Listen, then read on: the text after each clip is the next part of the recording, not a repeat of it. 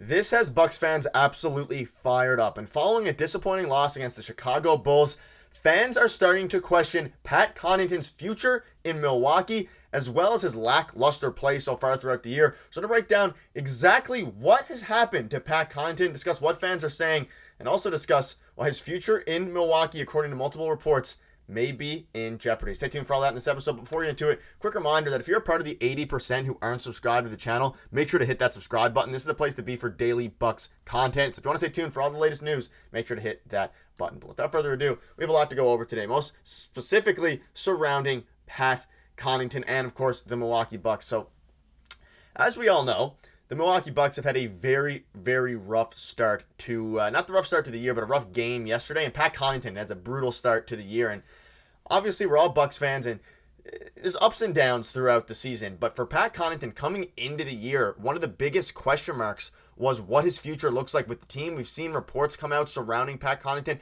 how, the Bucks are looking to shop him. We know they're also looking to shop Marjan Beauchamp, and a trade is most likely on the horizon at this point. But that being said, tweets are starting to go around, and if you rewatch the footage from the Bulls game, I've watched a couple of times now.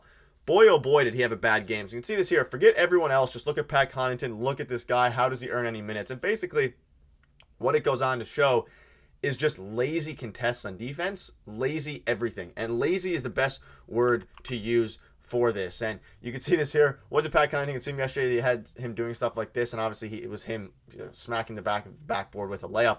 I'm not too worried as much about the missed layups or anything like that. What I'm worried about is the effort from Pat Connaughton on defense. We saw it several times, whether he was guarding Kobe White, guarding some of the other guys. And I'm not putting all the blame on Pat. There was a lot of guys yesterday who didn't play well, or a couple days ago, Gary Trent Jr., and no one really helped Giannis. And Giannis had a 35-point double-double, and it was a pretty rough game for Giannis as well. He was a minus, I think, 13 or 14.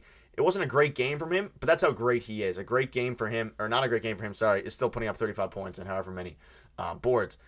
The problem here now is that if you're a Milwaukee Bucks fan, and we obviously all are, Pat Connaughton is looking, I'm not going to say unplayable, but he's obviously getting a much bigger role than we initially thought due to the fact that we have so many injuries. And Chris Middleton will break down an update for today's game. Chris Middleton was also ruled out in tonight's game against the Brooklyn Nets. We also have a wild update surrounding one of our rookies, but we'll get into all that.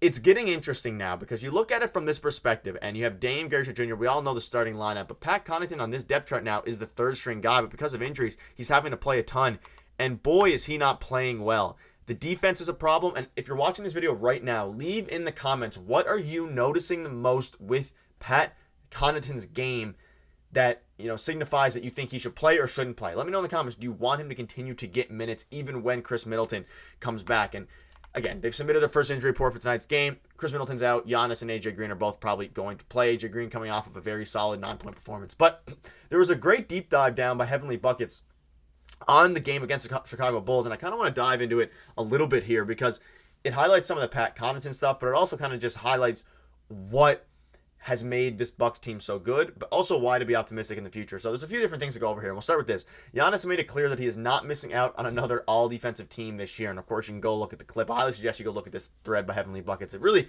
kind of shows some very interesting things. Obviously, Giannis was great on defense, and Giannis has the capability to be a first-team all-defensive player. He has that capability, whether it's protecting the paint, whether it's, perimeter defense to a degree against, fours, threes.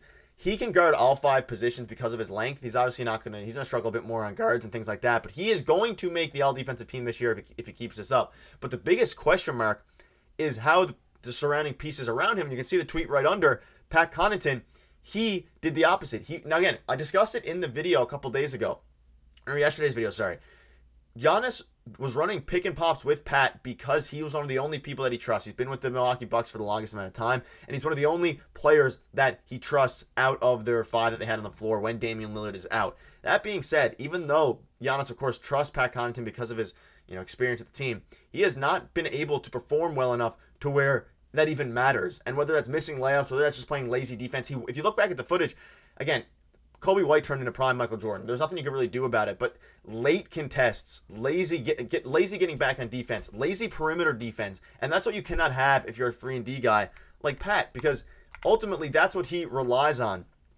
And it's interesting. And in the game against the Bulls, you can see the Bulls do a great job of preventing 34 from getting the ball on the inbound, and AJ Green says, fine, I'll do it myself. He hit back-to-back threes, got the Bucks right back into the game in the fourth quarter. And again, that was when they had it close. It was in a 7-point game.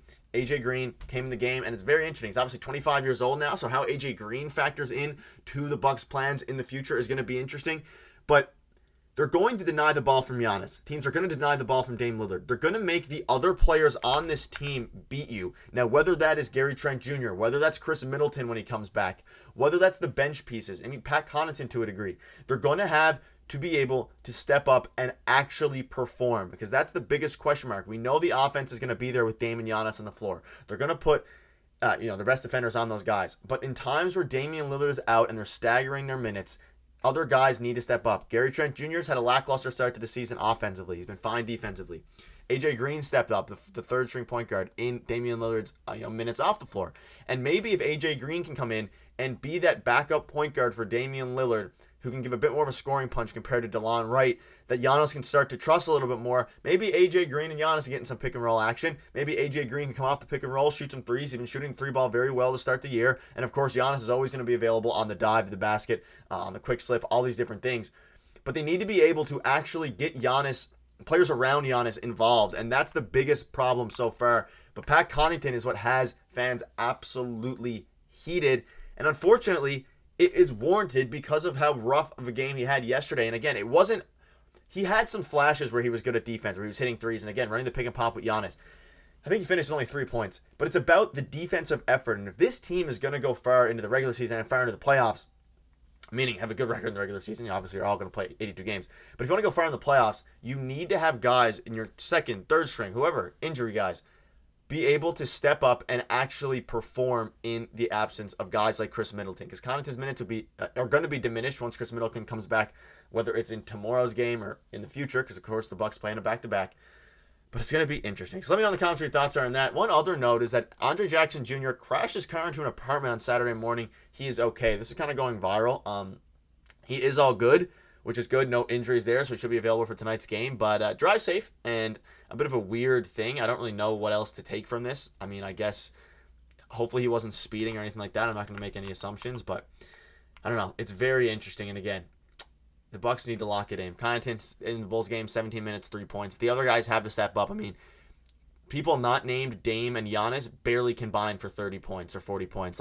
They need to be better. And if AJ Green is going to be that guy who steps up, then so be it. That's perfect. They need someone else to step up. But let me know in the comment section down below what your thoughts are on all of this.